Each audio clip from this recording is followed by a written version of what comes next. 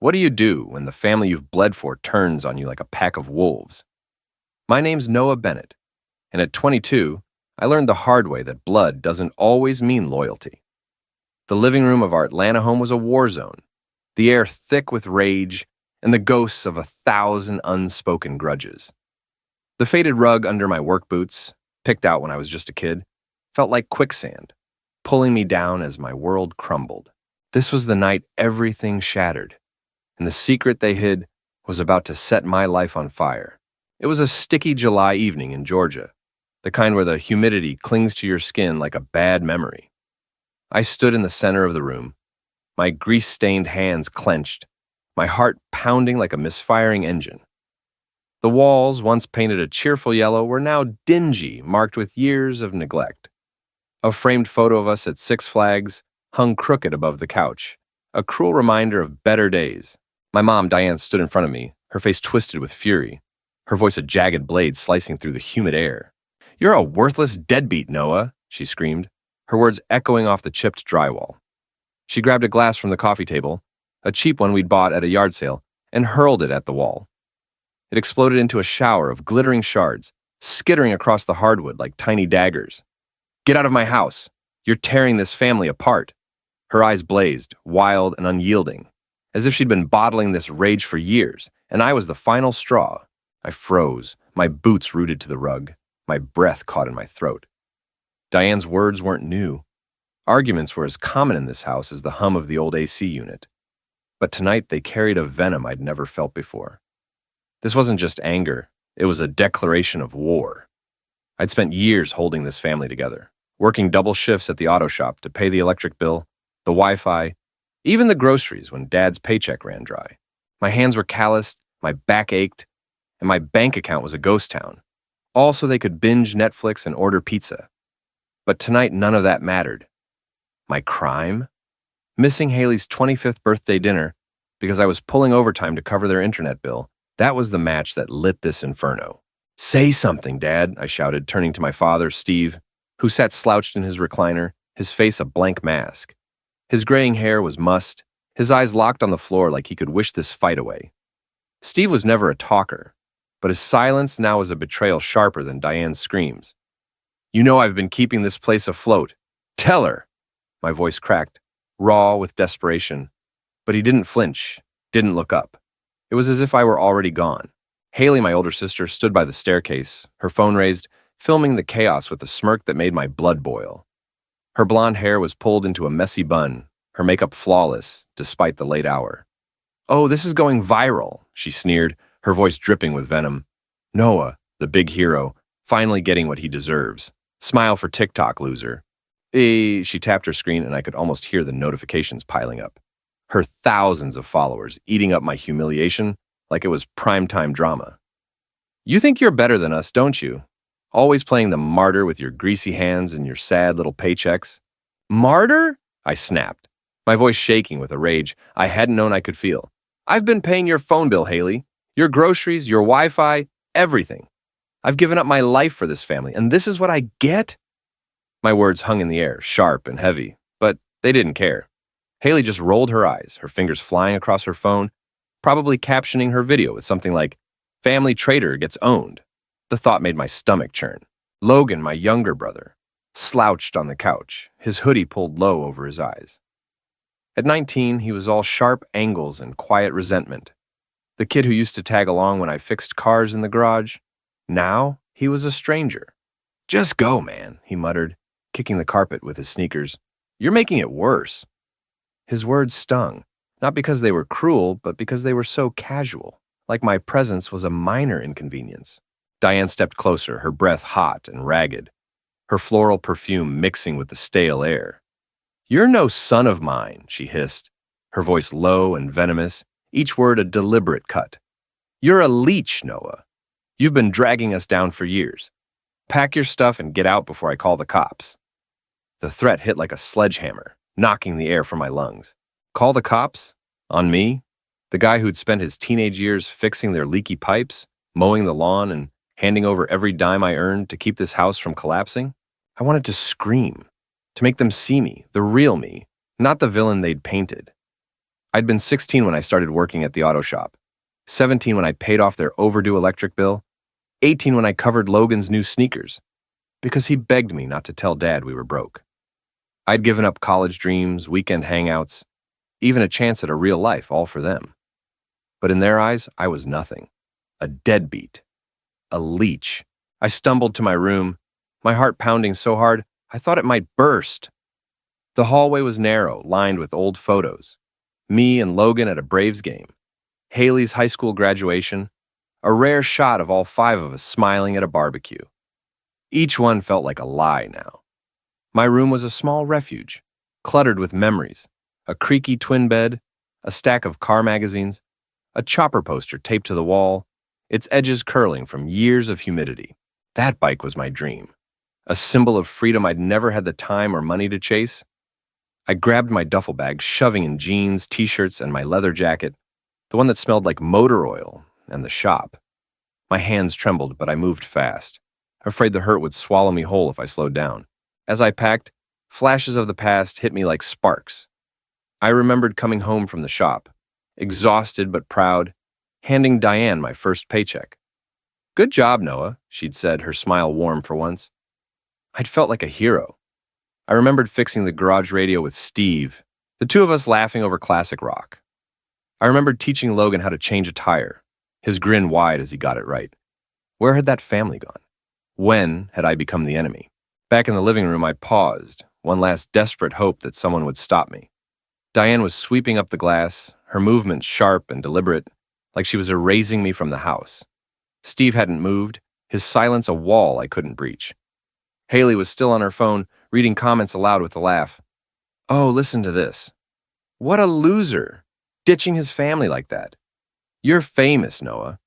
Her words were a knife, twisting deeper with every syllable. Logan looked up, his eyes meeting mine for a fleeting second. I thought I saw something. Guilt, maybe, or regret. But then he looked away and the moment was gone. I opened the front door, the humid night air, slapping my face like a warning. The porch light buzzed, casting shadows on the mailbox I'd painted with Logan when we were kids, back when we were brothers, not strangers. The Atlanta street was quiet, the distant hum of traffic mixing with the chirp of crickets. My beat-up Dodge sat out front, its paint chipped, its tank half empty. $200 in my wallet, a few clothes in my bag, that was all I had left. I took a step toward the truck, but Diane's voice stopped me cold. "Oh, and Noah," she called from the doorway, her tone sharp enough to cut steel. "Don't think you can crawl back when you find out what we've been hiding." I spun around, my heart lurching. "What are you talking about?" I demanded, my voice hoarse. She smirked, a cruel glint in her eyes, and held up a piece of paper, a bank statement with my name on it, but a balance I'd never seen. "You'll figure it out," she said, her voice dripping with malice. "Too bad you won't be here when it all comes crashing down." Before I could respond, she slammed the door, the lock clicking like a gunshot. I stood there, the paper's image burned into my mind, my pulse racing. What had they done? What was that debt, and why was my name on it? I climbed into the Dodge, my hands shaking as I gripped the steering wheel. The weight of their betrayal, Diane's rage, Steve's cowardice, Haley's cruelty, Logan's apathy, pressed down on me like a collapsing engine. But it was that bank statement, that secret, that lit a fire in my gut. They'd been using me, lying to me, and now they'd thrown me out like trash.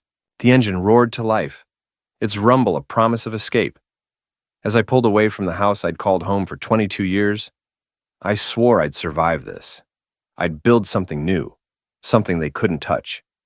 But deep down, I couldn't shake the feeling that the truth Diane hinted at was a bomb waiting to explode. And when it did, it would change everything I thought I knew about my family. I didn't know where I was going, but I knew one thing. I'd find out what they were hiding, and I'd make them regret the day they turned their backs on me. How do you rebuild when the people you loved most have branded you a traitor?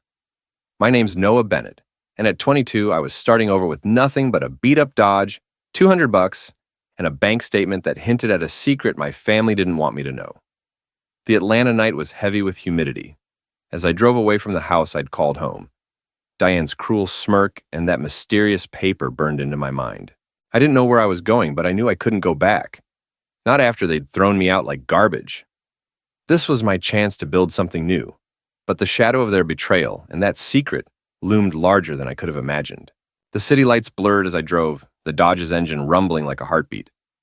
My phone buzzed in my pocket, but I ignored it. It was probably Haley gloating about her TikTok video, or worse, comments from strangers calling me a deadbeat.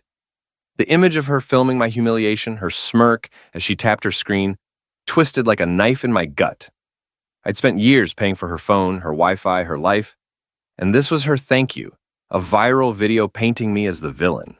I gripped the steering wheel, my knuckles white, and forced myself to focus. I needed a place to crash, a plan, a way to survive. Tyler Brooks, a buddy from the auto shop, had offered his couch before, back when I'd pulled all-nighters at work. His apartment was a 20-minute drive, tucked in a rundown complex off Peachtree Road. I pulled into the lot, the neon sign of a nearby diner flickering in the dark. Tyler answered the door in a faded AC/DC shirt, his hair a mess, a beer in hand. "Damn, Noah, you look like you got hit by a truck," he said, stepping aside. I managed a weak laugh, dropping my duffel bag by the door. "Feels like it." His place was small, cluttered with empty pizza boxes and dog toys. His pit bull, Diesel, bounded over, licking my hand like he knew I needed it. I sank onto the couch, the springs creaking under my weight. Tyler handed me a beer, his eyes searching mine. "Want to talk about it?" he asked, his voice low. I shook my head, staring at the label on the bottle. How could I explain that my family, Diane's rage, Steve's silence, Haley's cruelty, Logan's apathy, had turned on me? That my mom had threatened to call the cops? That my sister was broadcasting my pain to the world? Instead, I muttered, "Just need a place to crash for a bit." Tyler nodded, no questions asked. "You got it, man. Stay as long as you need." His kindness was a lifeline, but it wasn't home. As I lay on the couch that night, Diesel snoring nearby, I couldn't sleep. The ceiling fan wobbled above me, its hum mixing with the echo of Diane's words. "Don't think you can crawl back when you find out what we've been hiding." That bank statement, with my name and a balance I'd never seen, haunted me. What had they done? Was it a debt, a scam, something worse? I closed my eyes, but all I saw was Haley's TikTok, her followers piling on, strangers judging a story they didn't know. Morning came too soon, the Atlanta sun slicing through the blinds. I dragged myself to the auto shop, my boots heavy on the pavement. The shop was my sanctuary, a noisy haven of clanging tools and engine oil. Ethan Hayes, Lucas Rivera, and Big Matt Coleman were already there, joking over coffee. "Yo, Noah, you look like you slept in a dumpster," Lucas teased, tossing me a donut. "System." I managed a weak grin. "Rough night," I muttered, dodging their questions. They didn't push, but their easy camaraderie, Ethan's stories, Lucas's laugh, Big Matt's bad jokes, eased the ache in my chest. For a moment, I could pretend I wasn't homeless, that my family hadn't just obliterated me. I threw myself into work, wrist deep in a Chevy's engine, troubleshooting a misfire.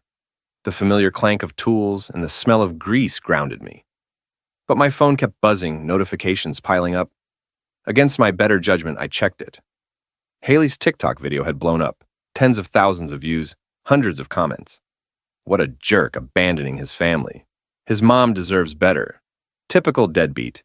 Each word was a punch, bruising something deep inside. There was no mention of the bills I'd paid, the shifts I'd worked, the life I'd given up. Just lies, spun into a narrative I didn't recognize. I shoved the phone away, my hands shaking. Ethan noticed, his brow furrowing.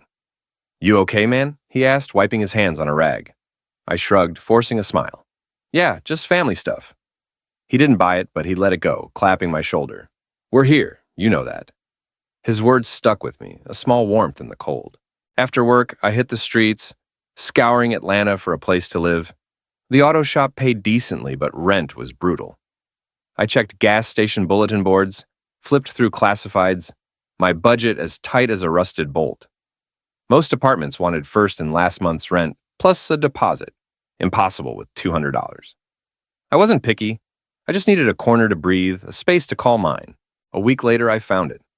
A studio on the outskirts of town, in a brick building with a busted buzzer and a dumpster out back. The landlord, a grizzled guy named Carl, sized up my work boots and nodded. "You look like you'll pay on time," he said, his handshake rough as sandpaper. The apartment was grim. A single room with a dripping sink, a fridge that hummed like it was plotting something, and a window stuck shut.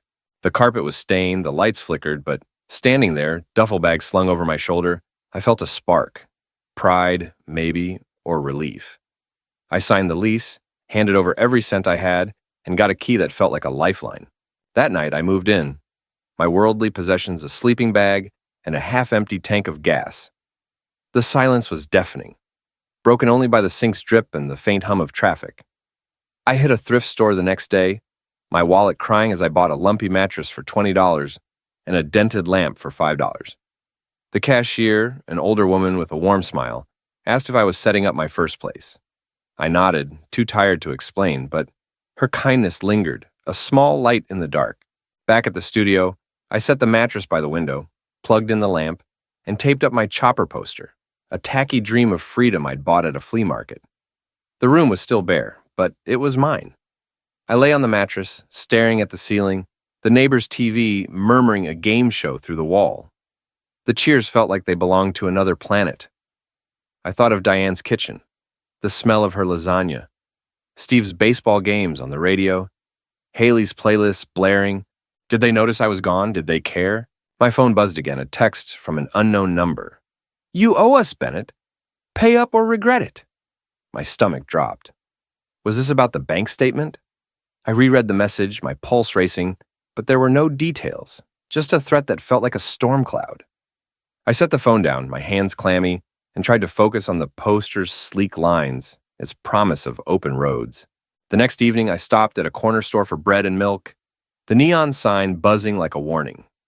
Joe Marino, the clerk, a Vietnam vet with a faded cap, chatted about the weather. "Storm's coming," he said, nodding at the gray sky. I smiled, but my mind was elsewhere, replaying that text, Diane's smirk, the bank statement. As I paid, a familiar figure stepped in. Logan. My brother froze, his hoodie low, his eyes wide like a deer in headlights. "Logan," I said, my voice tight. He shifted, glancing at the door like he might bolt. "What are you doing here?" I asked, stepping closer. He mumbled something about snacks, but his eyes darted to my face. And for a second, I saw it. Guilt, raw and real. "Look, Noah," he started, his voice low. "About the other night. Mom and Dad, they're not telling you everything." My heart lurched. "What do you mean?" I pressed, but he shook his head, backing away.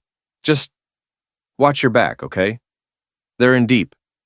Before I could grab him, he was out the door, leaving me with more questions than answers. What were they hiding? Was it tied to that text, that statement? Back at the studio, I sank onto the mattress, the lamp casting shadows on the wall. My phone rang, another unknown number. I answered, my voice steady despite the dread.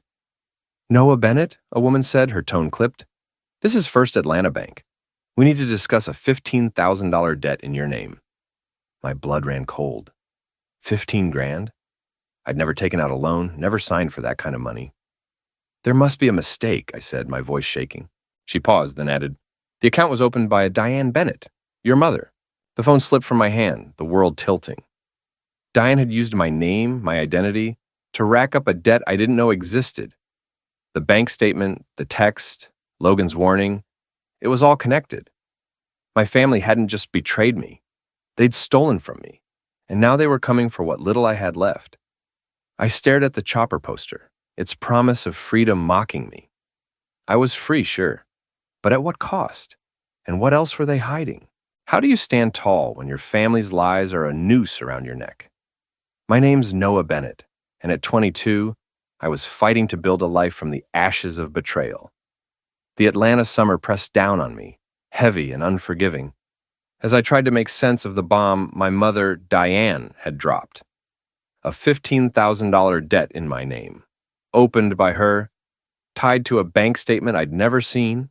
My family had thrown me out, branded me a deadbeat, and now their secret was threatening to take what little I had left. Haley's viral TikTok video painted me as a villain. Logan's cryptic warning echoed in my head, and a threatening text from an unknown number loomed like a storm cloud. I was free, but freedom came with a price, and the truth was about to cut deeper than I ever imagined. The studio apartment I'd scraped together was my lifeline, a small island in the chaos. Its stained carpet and dripping sink were grim, But the chopper poster on the wall and the lumpy mattress I'd bought for $20 felt like victories. Each night I lay there, the neighbor's TV, murmuring game, shows through the wall, and wrestled with the same questions. Why had Diane used my name? What else were they hiding? Logan's words at the corner store, "They're in deep," gnawed at me. And that bank call, cold and clinical, replayed like a bad song. 15 grand. I'd never signed for that kind of money, never even seen a credit card in my name. Yet here I was, drowning in their mess. The auto shop was my refuge, a noisy sanctuary of clanging tools and engine oil. I threw myself into work, my hands wrist-deep in a Ford's transmission, the familiar rhythm of bolts and wrenches keeping me sane. Ethan Hayes, Lucas Rivera, and Big Matt Coleman were my anchors, guys who didn't ask too many questions but had my back. We'd sit on milk crates during lunch, eating deli sandwiches, laughing at Lucas's wild stories from his DJ gigs. But the weight of Haley's TikTok video followed me like a shadow. It had racked up over 100,000 views now, the comments, a vicious pile-on. Noah's a selfish jerk. His poor mom. What a loser. Strangers who'd never met me were tearing me apart. And not one mentioned the bills I'd paid, the shifts I'd worked, the life I'd given up for my family. That morning, as I tightened a lug nut, Ethan slid over, his brow furrowed. "Yo, Noah, you see this?" He held up his phone, Haley's video playing on mute, her smug face frozen on the screen. My stomach twisted. "Some of the guys saw it," he said, his voice low. "They're asking questions." I forced a shrug, my hands gripping the wrench. "It's just family drama," I muttered, but the lie tasted bitter. The shop was my safe space, and now Haley's poison was seeping in, tainting even that. After my shift, I stopped by the corner store for coffee, the neon sign buzzing like a warning. Joe Marino, the Vietnam vet behind the counter, nodded as I paid. "You holding up, kid?" he asked, his eyes kind but sharp. I managed a nod, but my mind was elsewhere, replaying that threatening text. "You owe us, Bennett. Pay up or regret it." Was it the bank? Someone else? I stepped outside, the Atlanta air thick with the promise of rain, and checked my phone. Another notification, a new comment on Haley's video. Found his workplace. Let's make him pay. My blood ran cold. They knew where I worked. This wasn't just online hate anymore. It was real, and it was coming for me. Back at the studio, I sank onto the mattress, the lamp casting a dim glow. I needed answers. Digging through my duffel bag, I pulled out a shoebox of old papers, bills, receipts, anything I'd kept from the house. My hands shook as I sorted through them, desperate for a clue. That's when I found it. A crumpled credit card statement, stuffed in an envelope I didn't recognize. It was in my name, but the charges were a punch to the gut. $2,000 at a boutique, $1,500 for designer shoes, $800 at a spa. Dates matched Haley's Instagram posts, her selfies in new outfits, her captions about treating herself. My sister had been living large, and I was footing the bill without even knowing it. Rage surged through me, hot and blinding. Diane had opened this card, used my name, my identity, to bankroll Haley's lifestyle. And Steve, had he known?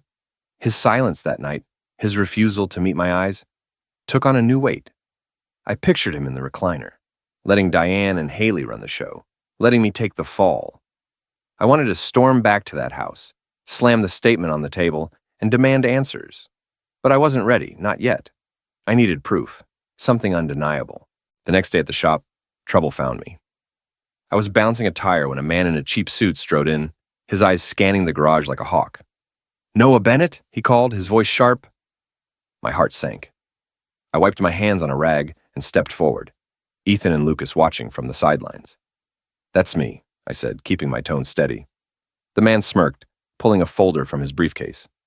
"I'm with Apex Collections. You owe $15,000, and my clients aren't patient. Pay up, or we'll take everything, starting with that junker truck outside." He nodded at my Dodge parked in the lot. "That's not my debt," I snapped, my voice louder than I meant.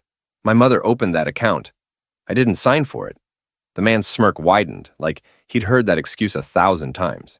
"Tell it to the judge, kid. You've got 1 week." He tossed a business card at my feet and walked out, leaving me shaking. Ethan picked up the card, his jaw tight. "What the hell, Noah? What's going on?" I couldn't lie anymore. My family screwed me over, I said, my voice raw. They used my name for a credit card, racked up a fortune, and now I'm the one paying for it. Lucas whistled, low and sharp. That's cold, man. You need a lawyer or something. Big Matt clapped my shoulder, his voice gruff. We got you, Noah. Nobody's taking your truck. Their support was a lifeline. But the fear lingered. 1 week. If I didn't find a way out, I'd lose the Dodge, the apartment, everything I'd fought for. I worked late that night, the shop quiet except for the hum of the neon sign out front. As I locked up, a familiar voice cut through the dark. Well, look who's still playing the victim. Haley stood by my truck, her arms crossed, her blonde hair glowing under the streetlight. My blood boiled, the credit card statement flashing in my mind. What are you doing here? I growled, stepping closer. She laughed, sharp and cruel. Checking on my famous brother. Your little sob story's got the internet in a frenzy. People are saying you're a liar, Noah, a fraud. She pulled out her phone, showing me a new TikTok, her face tear-streaked, fake sobs as she talked about losing me. The comments were brutal. Noah's a monster. He broke his sister's heart. I clenched my fists, fighting the urge to snatch the phone. You're the liar, I said, my voice low and dangerous. I found the credit card statement, Haley. The shoes, the spa trips, all on my name. You and Mom set me up. Her smirk faltered just for a second. But then she leaned in, her voice venomous. You think you're so smart, huh? You have no idea what's coming. Keep digging, Noah, and you'll wish you'd stayed gone. She turned on her heel, her laughter echoing as she walked away. I stood there, my heart pounding, her words a chilling echo of Diane's. You'll figure it out. What else were they hiding? How deep did this go? Back at the studio, I couldn't sleep, the lamp's glow mocking my racing thoughts. I grabbed my laptop, an old one I'd borrowed from Tyler, and logged into my email, something I hadn't checked in months. Buried in the spam folder was a message from 2 years ago, from Diane's account, sent to an unknown address. The subject, Noah's SSN. My breath caught as I opened it.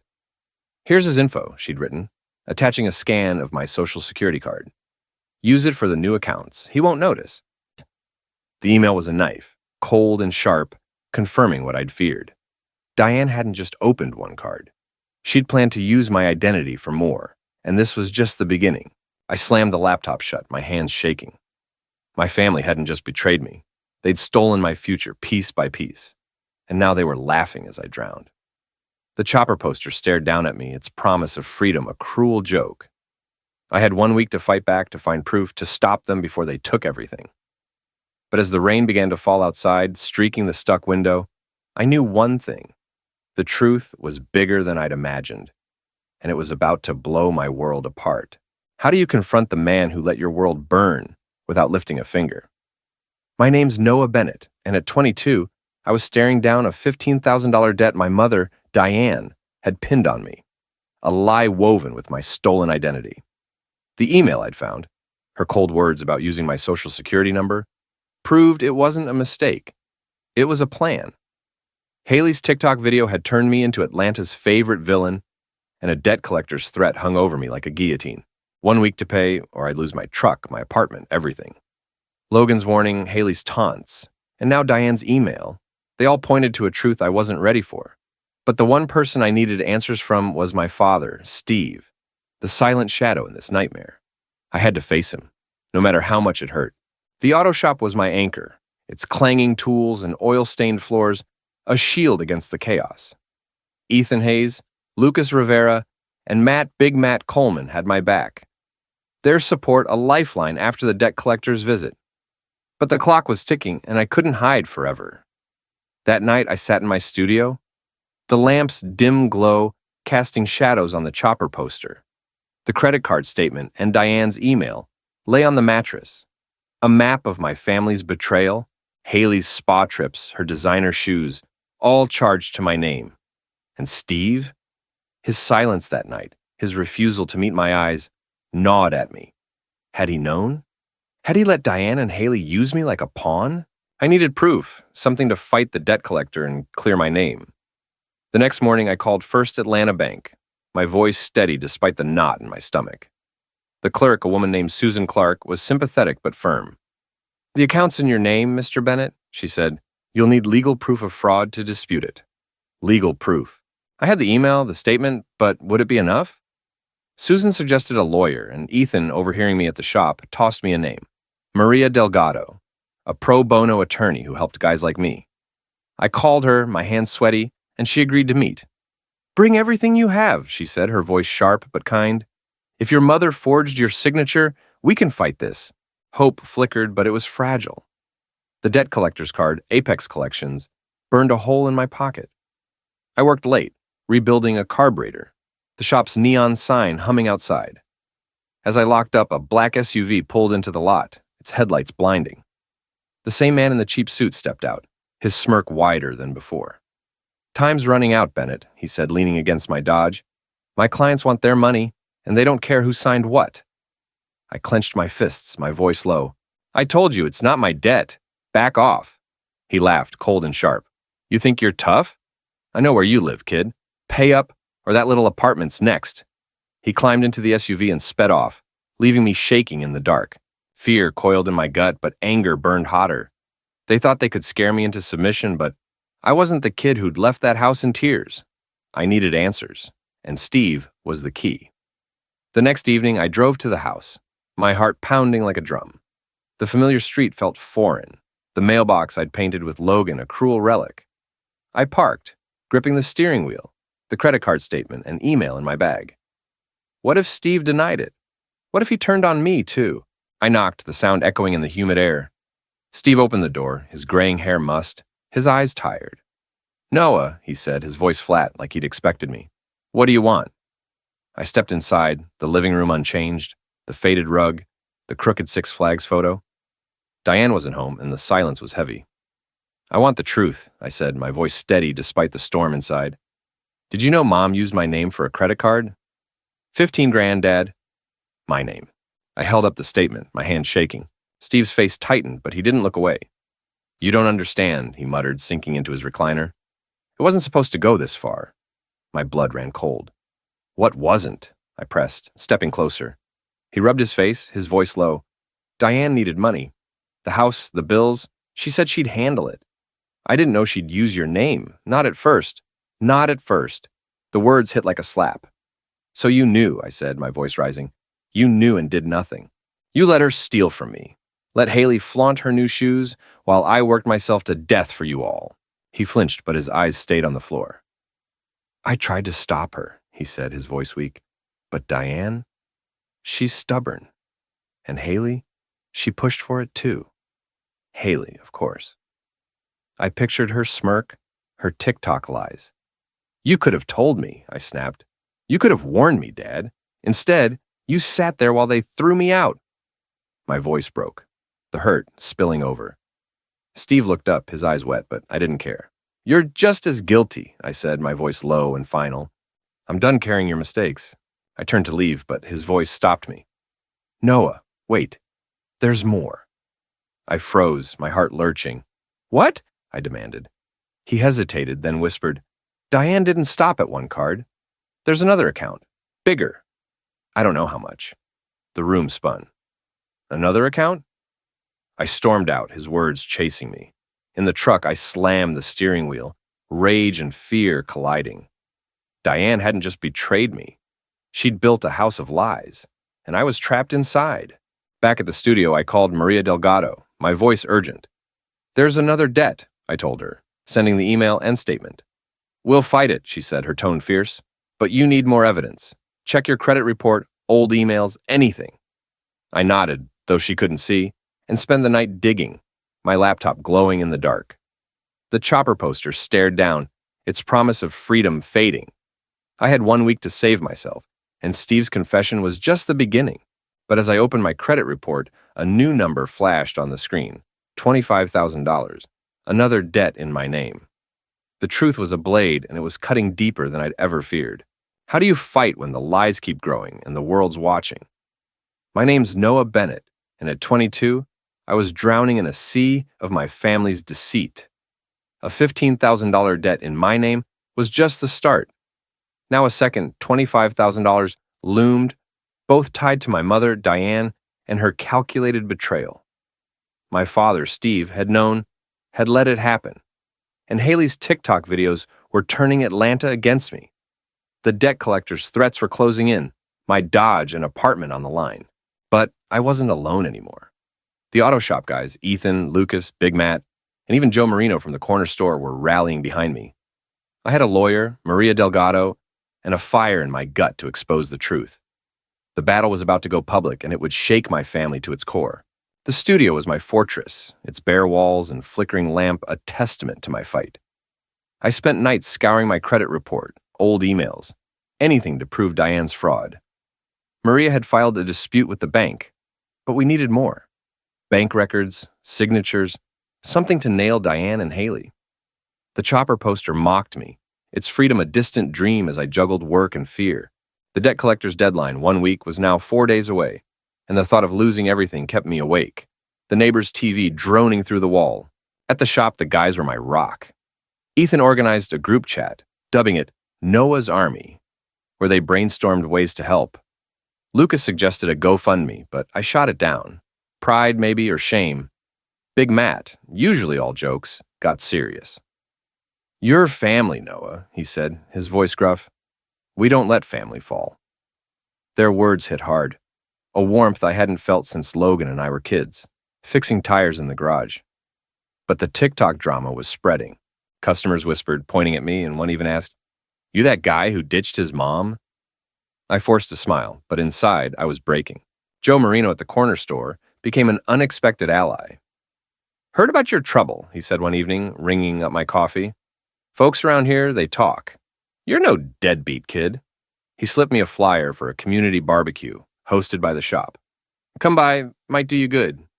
I nodded, touched by his gruff kindness, but my mind was on the email I'd found. Diane's plan to use my identity for new accounts. What else had she done? The barbecue was that weekend, a sunny afternoon in the shop's backlot. Ethan grilled burgers, Lucas spun tunes, and Big Matt handed out sodas. Neighbors, customers, even Joe showed up, the air thick with laughter and smoke. For a moment, I forgot the debt, the lies. Then Maria called. "Noah, I got your credit report," she said, her voice tense. "There's a third account, $10,000, opened last year. Same pattern, Diane's email, your name." My heart sank. 50 grand total and counting. "We're building a case," Maria said. "But you need to confront Diane. Get her to admit it, on record if you can." Confront Diane. The thought made my stomach churn, but I knew it was time. I texted her, my hands shaking. "We need to talk. Tomorrow, Java joint. Noon." She replied instantly, "Fine. Don't expect an apology." The coldness stung, but I was ready. The next day, I walked into the Java joint, a trendy Atlanta cafe buzzing with hipsters and laptops. Diane sat in a corner, her face a mask of defiance, her floral perfume sharp. I slid into the booth, the credit card statements and emails in my bag. "Why, Mom?" I asked, my voice low but firm. "Why'd you use my name? 50 grand, and you didn't even blink." Her eyes narrowed, but she didn't flinch. "You owed us," she said, her voice ice. "All those years, living in our house, eating our food. You think your little paychecks covered it?" I stared, stunned. "I paid the bills," I said, my voice rising. "The Wi-Fi, the groceries, Logan's shoes, everything. And you stole my identity." Customers glanced over, whispering, phones raised. Diane leaned in, her voice a hiss. "Keep your voice down, Noah. You'll regret this." "Regret it?" I snapped, pulling out the statements. "You and Haley spent thousands on spa trips, shoes, while I worked myself to death. And Dad knew." Her face paled just for a second, but then she laughed, cold and cruel. "You're pathetic," she said, loud enough for the cafe to hear. "Running to lawyers, crying to your friends. You're nothing without us." That's when I saw it. Haley across the room, filming again, her phone angled at us. The betrayal burned, but I didn't back down. "I'm done being your pawn," I said, my voice steady. "This ends now." I stood, leaving the statements on the table, and walked out, the cafe's eyes on me. Haley's video hit TikTok within hours, captioned, "Noah's Meltdown." But this time, it backfired. Commenters noticed the statements, my words about the debt. "Is he telling the truth? That mom sounds shady." The tide was turning, and at the barbecue that night, Joe pulled me aside. "People are talking, Noah," he said, his eyes bright. "They're on your side." Ethan showed me the GoFundMe they'd started behind my back. $2,000 already, from neighbors, customers, even strangers moved by my story. I went home, the lamps glow softer now, the chopper poster a quiet promise. I wasn't alone anymore. But as I checked my email, a new message from an unknown sender stopped me cold. "You're digging too deep, Bennett. Stop, or you'll lose more than money." The threat was a shadow, but the community's light was stronger. Diane's lies were crumbling, and I was ready to bring them down. How do you reclaim your life when the truth becomes a wildfire? My name's Noah Bennett, and at 22, I was standing on the edge of a reckoning. My mother, Diane, had buried me in $50,000 of debt, using my stolen identity to fund her and Haley's extravagance. My father, Steve, had known and done nothing, and Haley's TikTok videos had made me a pariah in Atlanta. But the cafe confrontation had shifted the narrative. People were questioning Diane's lies, and my community, Ethan, Lucas, Big Matt, Joe Marino, was fighting for me. A GoFundMe was growing, a lawyer, Maria Delgado, was building my case, and I was done hiding. I had one shot to tell my story, and it would change everything. The studio felt different now, its bare walls a canvas for my fight. The chopper poster gleamed under the lamp, a symbol of the freedom I was clawing toward. Maria called that morning, her voice electric. "The bank's cooperating," she said. "We've got signatures, Diane's, not yours, on the loan documents, and your credit report shows no activity before she started this. We're close, Noah. Close, but not there." The debt collector's deadline was 2 days away, and the latest threat, "Stop, or you'll lose more than money," hung over me like a storm. I knew what I had to do. Haley had used TikTok to destroy me. I'd used YouTube to fight back. I borrowed Tyler's camera, set it up by the mattress, and hit record. "My name's Noah Bennett," I said, my voice steady. "My family betrayed me, stole my identity, racked up $50,000 in debt, and threw me out when I found out. This is my story." I laid it all bare. Diane's email, the credit card statements, Steve's confession, Haley's lies. I showed the chopper poster, the apartment, the shop, proof of the life I was building. "I'm not a deadbeat," I said, my voice breaking. "I'm a survivor. If you're out there fighting to be seen, know you're enough." I uploaded the video, my heart pounding, and titled it, "Family Secrets Explode." Within hours, it was climbing, thousands of views, comments flooding in. "Noah, you're so strong. Your family's awful. Keep fighting." Strangers donated to the GoFundMe, pushing it to $5,000. The shop guys shared it, Joe posted it on the store's Facebook, and Maria texted, "You're a rock star." But the high didn't last. Diane called, her voice venomous. "You little brat," she hissed. "You think a video changes anything? You'll pay for this." I hung up. But Haley's new TikTok, a tearful rant about my ungrateful brother, hit harder, her followers piling on again. The next day, the debt collector returned, this time at my apartment. I opened the door, and the man in the cheap suit smirked. "Nice video, kid," he said, tossing an envelope at me. "But it won't save you. 48 hours. Inside was a court notice. Diane had countersued, claiming I'd defrauded her. My stomach dropped. Maria was furious when I called. "She's desperate," she said. "We'll bury her in court, but stay sharp." The threat from the unknown sender echoed, "Lose more than money." Now, was Diane behind that too? I went to the shop. The guys support a bomb. Ethan pulled me into a hug. "Your video's at 10,000 views," he said, grinning. "You're trending, man." Lucas showed me tweets. Justice for Noah was picking up. People sharing their own stories of family betrayal. Big Matt handed me a burger, his voice gruff. "You're not fighting alone." Their belief fueled me, but the court notice weighed heavy. I needed one final piece of evidence to seal Diane's fate. That night, I hacked into an old family email account. Risky, but desperate times called for it. Buried in Diane's sent folder was a gold mine, a chain with a loan shark, discussing Noah's accounts and payments to keep Steve's truck. Diane had borrowed from criminals, using my name as collateral, and Steve had signed off. The betrayal was complete. They'd all played a part. I forwarded everything to Maria, my hands shaking. "This is it," she said. "We've got her. The video hit 20,000 views by morning, and the GoFundMe reached $10,000. A local news outlet picked up the story, and justice for Noah trended in Atlanta. Diane and Haley's TikToks were drowned out, their lies exposed. Logan texted a single line. "I'm sorry." I didn't reply. I wasn't ready. At the shop, the guys threw an impromptu party, burgers sizzling, music blaring. Joe showed up, his eyes proud. "You're a fighter, kid, May," he said, handing me a coffee. I smiled, the chopper poster in my mind. It's freedom closer now. But as I walked home, a new email arrived from the loan shark.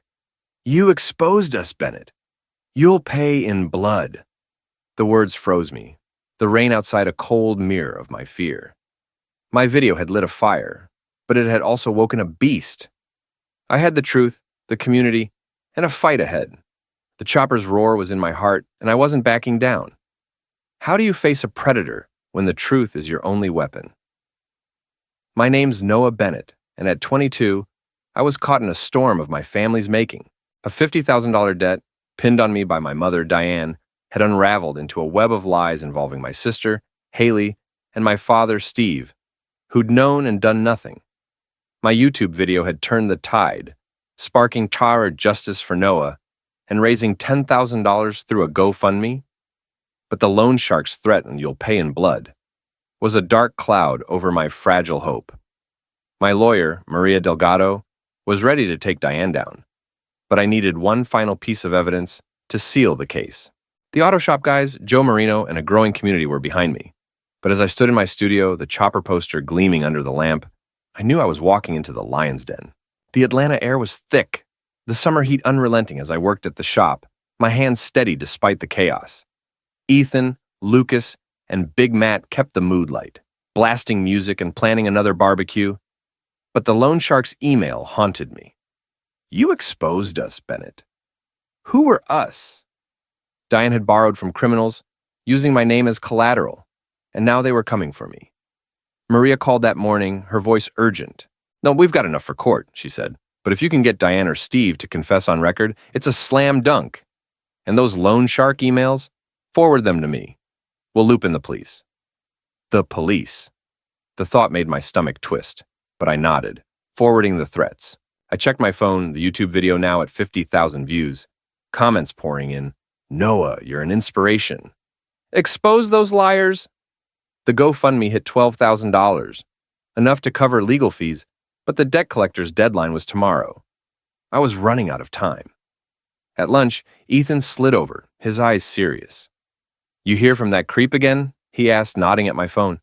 I shook my head, but the fear lingered. Lucas leaned in, his voice low. "If they show up, we'll handle it. Nobody messes with our boy."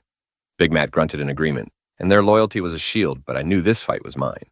That evening, as I locked the shop, my phone buzzed. A text from Logan. "Meet me. Midnight old lot by the diner. Got something for you." My heart raced. Logan's apology had been brief, but his warning at the corner store, there and deep, had stuck. Could I trust him? I texted back, "Why should I?" His reply was instant. "Because I'm done lying." Against my better judgment, I agreed, the chopper poster's promise of freedom urging me forward. The lot was dark, the diner's neon sign flickering in the distance. I parked the Dodge, my hands sweaty on the wheel. Logan stepped out of the shadows, his hoodie low, his eyes darting like a hunted animal. "Noah," he said, his voice shaky, "I messed up. I knew about the loans, not all of it, but enough." He handed me a USB drive, his hands trembling. Recordings, Mom and Haley talking about the accounts, Dad too. I took them from Mom's laptop. I stared, stunned. "But why now?" I asked, my voice hard. He looked away, his voice breaking. "Because you didn't deserve this." I was too weak to stop it. I wanted to hate him. But the guilt in his eyes softened my anger. "Thanks," I said, pocketing the drive. "But this doesn't fix us." He nodded, his shoulders slumping, and disappeared into the dark. Back at the studio, I plugged the drive into Tyler's laptop, my heart pounding. The recordings were gold. Diane's voice cold and calculated, discussing Noah's accounts with Haley, who laughed about milking him dry. Steve's voice, quiet but clear, agreed to keep it from him. My family plotting against me, captured in their own words. I sent the files to Maria, who called immediately. "This is it, Noah," she said, her voice electric. We've got fraud, conspiracy, everything. Courts next week. But as I hung up, a new email arrived from the loan shark. Midnight, warehouse on 5th. Come alone, or your shop burns. My blood ran cold. They knew where I worked, where I lived. I forwarded it to Maria, who urged me to call the police, but I couldn't wait. I needed to end this. At midnight, I drove to the warehouse, the USB drive in my pocket, my phone recording audio. The lot was empty, the air thick with diesel and fear. A man stepped out, not the debt collector, but older, his eyes hard. "Bennett," he said, his voice gravel. "You've been busy." I stood tall, my voice steady. "I know about the loans. Diane used my name. I'm not paying." He laughed, cold and sharp. "You think you're safe because of your little video? Hand over the drive or your friends pay." Now my heart lurched. Ethan, Lucas, Matt. I gripped the drive, my mind racing. Headlights flashed, and a police car roared in, sirens blaring. Maria had tipped them off, using the email. The man bolted, but officers tackled him, cuffs clicking. I handed over the drive, my hands shaking, and gave a statement. The night a blur of adrenaline. Back at the studio, I collapsed on the mattress. The lamp's glow, a quiet comfort. The chopper poster gleamed. Its freedom closer, but still out of reach. The recordings were my ace. But the loan shark's arrest didn't mean safety. Diane's day in court was coming, and I was ready to face her, no matter the cost. How do you watch your family fall when you're the one who lit the match? My name's Noah Bennett, and at 22, I was standing at the edge of justice. My mother, Diane, had stolen my identity, burying me in $50,000 of debt. My sister, Haley, had flaunted the spoils, and my father, Steve, had let it happen. Logan's recordings, proof of their conspiracy, were in Maria Delgado's hands, and my YouTube video had sparked a movement, with Narch Justice for Noah trending and the GoFundMe at $15,000. The loan shark's arrest had bought me time, but Diane's countersuit, claiming I'd defrauded her, was a final twist of the knife. As I walked into the Atlanta courthouse, the chopper poster in my mind, I knew this was the reckoning. The courtroom was cold, its wooden benches packed with reporters, neighbors, and strangers who'd seen my video. Ethan, Lucas, Big Matt, and Joe Marino sat in the front row, their presence a shield. Maria stood beside me, her suit sharp, her eyes fierce. "We've got this," she whispered, clutching the recordings, emails, and credit reports. Diane sat across the room, her face a mask of defiance.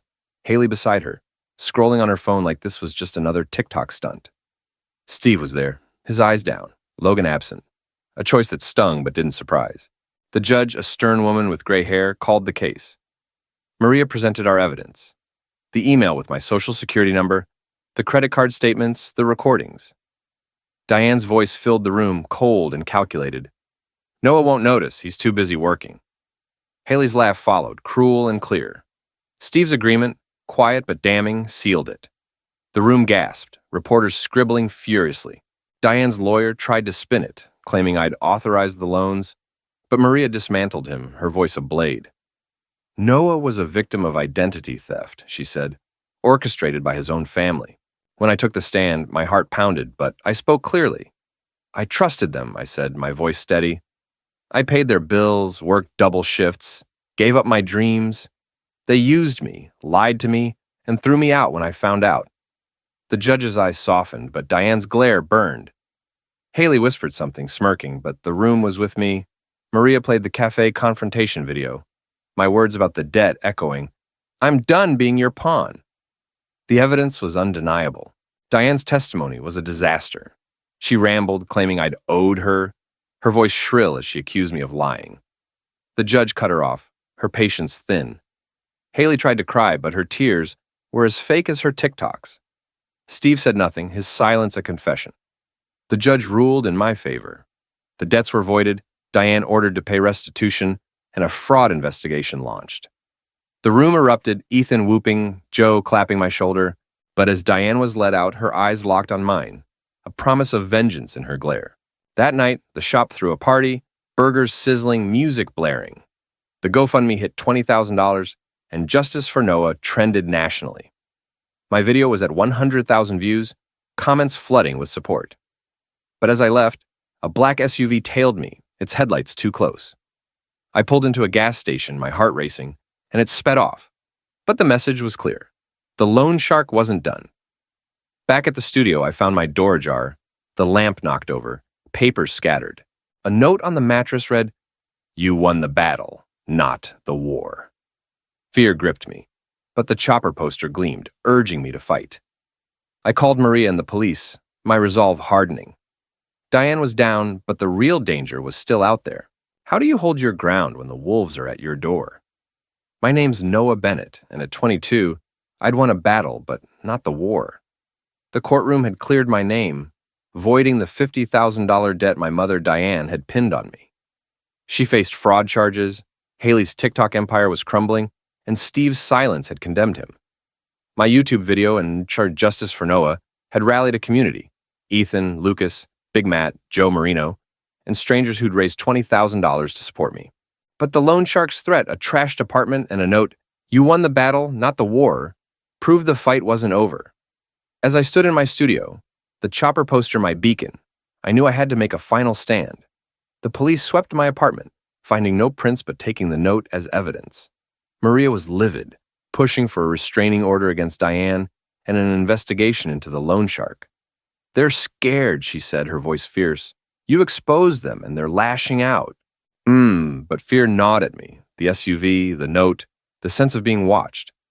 I moved the GoFundMe funds to a secure account, bought a deadbolt for the door, and kept my phone recording at all times. The shop guys insisted I crash with Tyler, but I refused. This was my home, my fight. The community rallied harder. Joe organized a vigil at the corner store, neighbors holding signs, "We stand with Noah." Ethan and Lucas spread the word, and Big Matt offered to have a word with anyone who came near me. Their support was a fire, but the loan shark's shadow loomed. Maria uncovered a name: Vince Russo, a local kingpin tied to Diane's loans. The police were watching him, but he was slippery, and I knew he'd come for me. 2 days later, Logan showed up at the shop, his face pale, his hoodie soaked from the rain. "Noah," he said, his voice urgent. "Vince's guys are planning something. I heard Mom talking to them. She's desperate, trying to save herself." My anger flared, but his fear was real. "Why should I trust you?" I asked, my voice hard.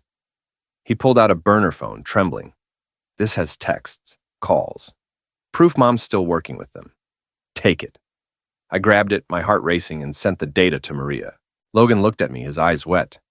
"I'm trying to make this right," he said, then left, the rain swallowing him. Maria confirmed the phone was a goldmine. Texts linking Diane to Vince, planning to deal with Noah. The police raided Vince's warehouse, arresting 2 of his men, but he was gone, a ghost in the city. That night, as I worked late, the shop's lights flickered, and a brick crashed through the window, glass shattering. A note was taped to it. "Last warning." I called the police, my hands shaking, but Ethan, Lucas, and Big Matt were there in minutes, their faces grim. "We're not letting this go," Ethan said, his voice steel. They stayed with me, cleaning up, a brotherhood forged in fire. The next morning, Maria called. "Vince is in custody," she said, her voice triumphant. "The phone in your recordings tied him to Diane's fraud.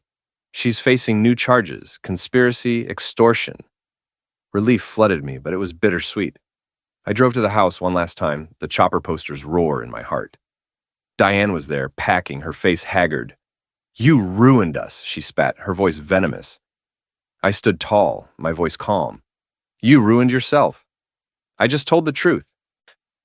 Haley appeared, her eyes red, no phone in sight. "You happy now?" she asked, her voice small. I shook my head. "I just wanted my life back." Steve watched from the doorway, silent as ever. I turned and left, the door closing on them forever. Back at the studio, the lamp glowed, the chopper poster a promise kept. The GoFundMe hit $25,000, enough to rebuild. The police confirmed Vince's crew was dismantled, and Diane faced years in prison. I wasn't safe yet, but I was free. The community's light had carried me, and I was ready to ride. How do you find peace when the scars of betrayal still ache? My name's Noah Bennett, and at 22, I'd fought through a nightmare and come out stronger. My family, Diane, Haley, Steve, had stolen my identity, pinning $50,000 in debt on me. But the truth had set me free. Diane faced prison. Haley's TikTok fame was ashes, and Steve's silence had lost its power. Logan's help had come late, but it mattered. My YouTube video and Yarn Justice for Noah had built a community. Ethan, Lucas, Big Matt, Joe Marino, and thousands of strangers who'd raised $25,000 to support me. The loan shark was gone, my name cleared, and as I stood in my studio, the chopper poster no longer a dream but a reality, I knew the road ahead was mine to ride. 6 months had passed since the courtroom victory, and Atlanta felt different. Its summer heat softer, its streets alive with possibility. The studio was home now, no longer bare. I'd added a cactus, a nod to my resilience, and a coffee table I'd built from scrapwood. The chopper, a beat-up Harley I'd salvaged, was finished, its chrome gleaming in the shop's lot. I'd ride it on weekends, the wind cutting through the scars. Freedom no longer a poster, but a roar beneath me. The shop was my family, Ethan's stories, Lucas's music, and Big Matt's gruff wisdom filling the void Diane had left. They threw barbecues monthly, the back lot alive with neighbors and laughter. Joe Marino became a regular, his Vietnam vet cap a badge of honor as he shared my story with customers. The GoFundMe had paid off debts, legal fees, and a new lock for the apartment. I donated the rest to a local charity for identity theft victims, a way to pay it forward. The YouTube video hit 1 million views, and a podcast invited me to share my story. I sat in their studio, the mic a lifeline, and told it all. The betrayal, the fight, the community that saved me. Family isn't just blood, I said, my voice clear. It's the people who see you, who fight for you. And you're enough, no matter who tries to tear you down. The episode went viral. Justice for Noah, a beacon for others. Comments poured in. Noah, you changed my life. I left my toxic family because of you. Each one was a brick in the life I'd built. Logan reached out again, asking to meet. I agreed, curious but guarded, at a park near the shop. He looked older, his hoodie gone, his eyes clear. I'm moving away, he said, his voice steady. I can't stay in that house. Not after everything. I nodded, the pain still there but softer. I'm sorry I didn't do more, he said, his voice breaking. I looked at him, and the kid who'd once been my shadow. You did enough, I said, and meant it. We parted, not brothers but not enemies, a quiet peace settling between us. Diane's trial ended with a 5-year sentence. Haley faced probation, and Steve moved out of state. Their house was sold, the mailbox I'd painted gone. I didn't celebrate, but I didn't grieve. They'd chosen their path, and I'd chosen mine. Maria Delgado became a friend, her fierce belief in me a gift. She pushed me to start a blog, sharing tips for fighting identity theft, and it grew, connecting me with others who'd survived. One evening, I rode the chopper through Atlanta's outskirts, the skyline fading into fields. The wind was cool, the engine's roar, a song of freedom. I stopped at a hill, the city lights below, and thought of the studio, the shop, the cactus, the community.